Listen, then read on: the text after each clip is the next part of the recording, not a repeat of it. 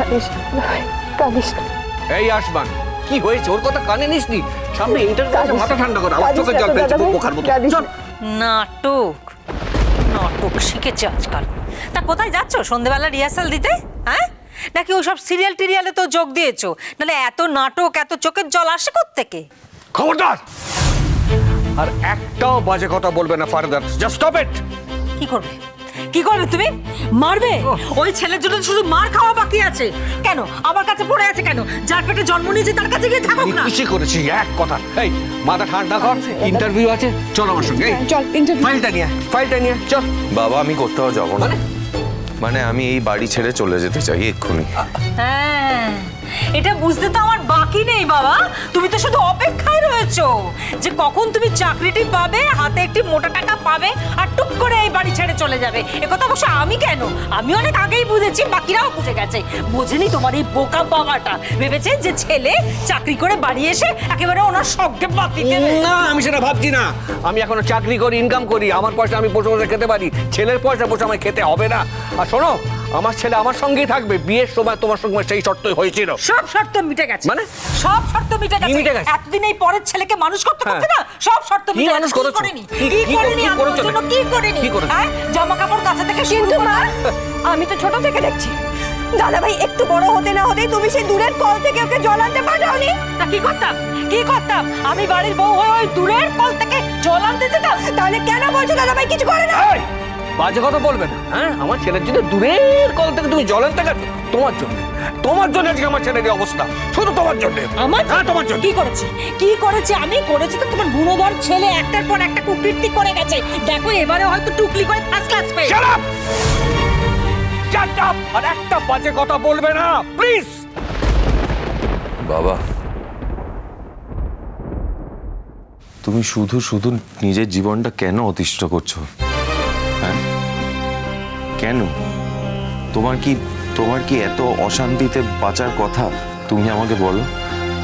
তোমার তো বয়স হয়েছে, এই সমস্ত কিছু হচ্ছে খালি আমি এই বাড়িতে আছি বলে।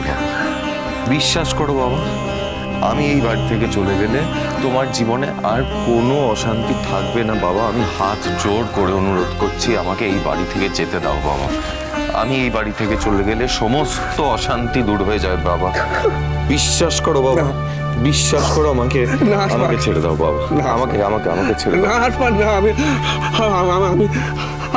আমি জীবন থাকতে তোকে ছেড়ে দিতে পারবো না, ছেড়ে দিতে পারবো না।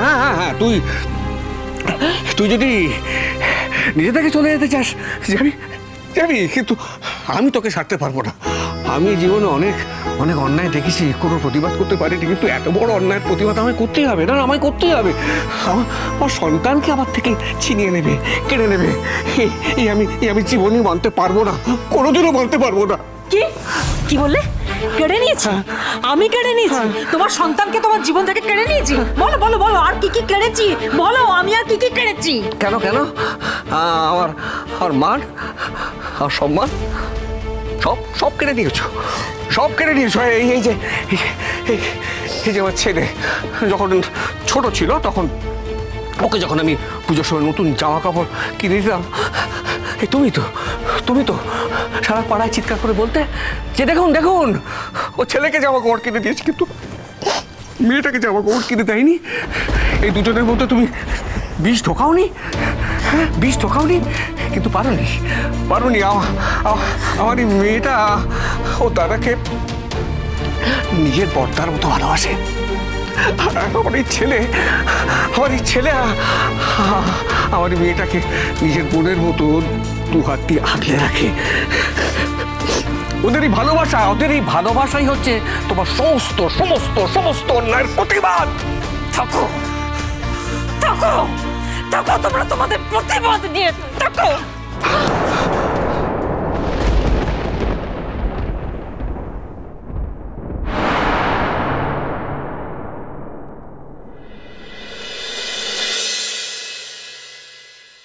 কোট লাগেনি তো? কেমন লাগেনি রে বাবা? হ্যাঁ, আমি তো খারাপ ছেলে বাবা, আমি আমার ভালোবাসার মানুষকে ছেড়ে দেওয়ার জন্য পয়সা নিই। এরম ভাবে আমি টাকা ইনকাম করি বাবা। হ্যাঁ, আমি একটা খারাপ ছেলে, কেউ আমাকে বিশ্বাস করে না, কেউ আমাকে ভালোবাসে না। মা ঠিকই বলে, নিজের মা আমাকে ছুঁড়ে ফেলে দিয়েছে, আর আমি যাকে মা বলে ডেকেছি সে আমাকে কোনো দিন নিজের ছেলে হিসেবে গ্রহণ করে। তার মানে ভুলটা আমারই বাবা, ভুলটা আমারই তো, বলো। হয়তো আমার ভালোবাসার মানুষ আমাকে ছেড়ে দিয়ে চলে গেল। হ্যাঁ, এসব তুই কি বলছিস? হ্যাঁ দাদা ভাই শোন এদিকে শোন, বলছি ওই তোতা বলে মেয়েটা তোকে এসব কথা বলেছে?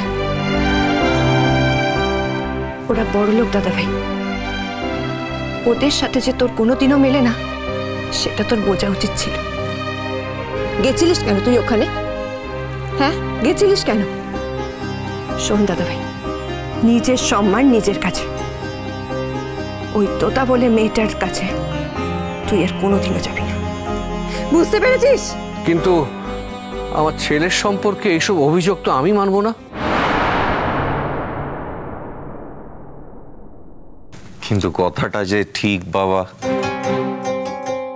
আমি যে টাকা নিয়েছি আমার ভালোবাসার মানুষকে ছেড়ে দেওয়ার জন্য, আমি টাকা নিয়েছি, এ কথা যে সত্যি এটা তো কেউ অস্বীকার করতে পারবে না। আর সেই টাকা নিয়েছি কার থেকে? আমার জন্মদাত্রী মায়ের থেকে, তার ছেলের থেকে সেই টাকা আমি নিয়েছি। আমি খারাপ ছেলে বাবা, খুব খারাপ ছেলে আমি বাবা। কাজী তুমি আমাকে আর ভালোবেসো না, তোমার মতো একটা মানুষের ভালোবাসা আমি সত্যি ডিজার্ভ করি না বাবা। আমার যোগ্যতা নেই তোমার ভালোবাসা পাওয়ার। আমি রাস্তার ছেলে, আমি রাস্তাতেই থাকবো। একটা ভদ্র সভ্য পরিবারে থাকার যোগ্যতা আমার নেই, আমি থাকতে চাইও না। আমাকে রাখিও না বাবা, আমি অনুরোধ করছি তোমাকে, আমাকে আর কেউ না, প্লিজ বাবা। ঠিক আছে ঠিক আছে ঠিক আছে ঠিক আছে, এসব কথা বলার সময় অনেক আছে। কিন্তু শোন, সামনে ইন্টারভিউ, হ্যাঁ সামনে বড় একটা ইন্টারভিউ, বড় পরীক্ষা, সেটা তো উত্তীর্ণ হতে হবে, পাস হতে হবে, তাই না? তখন তো সবাই সবার জবাব পেয়ে যাবে, দেখবি তুইও তোর জবাবটা পেয়ে যাবি। তাই মাথা ঠান্ডা করে ইন্টারভিউটা দিয়ে তারপর আমরা বাবাটা মিলে এই নিয়ে আলোচনা করবো, কেমন? এখন শান্ত হ।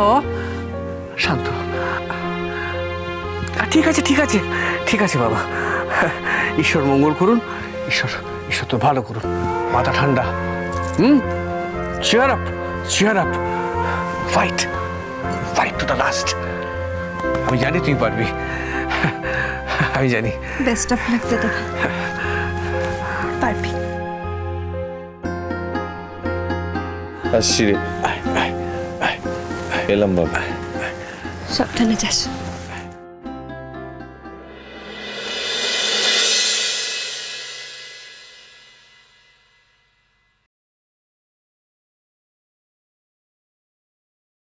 বাবা, হ্যাঁ এত বড় অন্যায় কথা ওরা দাদাভাইকে বলেছে? ঠিক আছে, আমার দাদাভাইকে ওরা ছেড়ে দিয়েছে, খুব ভালো কথা। তা বলে এত বদনাম? সারা জীবন তো ওকে সবাই বদনামই দিয়ে গেল, সবাই তো পেছন থেকে ছুরি মেরে গেল। একমাত্র ওই তোতা বলে মেয়েটি আর তার মা, ওরাই তোকে হেল্প করেছিল, সাহায্য করেছিল। আর আজকে আমার ছেলে যেখানে দাঁড়িয়েছে সে তো ওদের জন্যই। সেই ওরাও এরকম কথা বললো, মানে এবার বুঝতে পারছি ওই ছেলেটা কেন সারা রাত ঘুমোয় না, জেগে থাকে, ঘুরে বেড়ায় বাউন্ডলে, ওই ঘুরে বেড়ায়। আমায় কথা বলতে হবে, ওই তোতার সঙ্গে আমাকে কথা বলতে হবে। ওরা তোমায় অপমান করবে বাবা। করুক, অনেক অপমান জীবনে সহ্য করেছি, অপমান করুক, কিন্তু ওই তোতার সঙ্গে আমায় কথা বলতেই হবে। জল থই থই ভালোবাসা।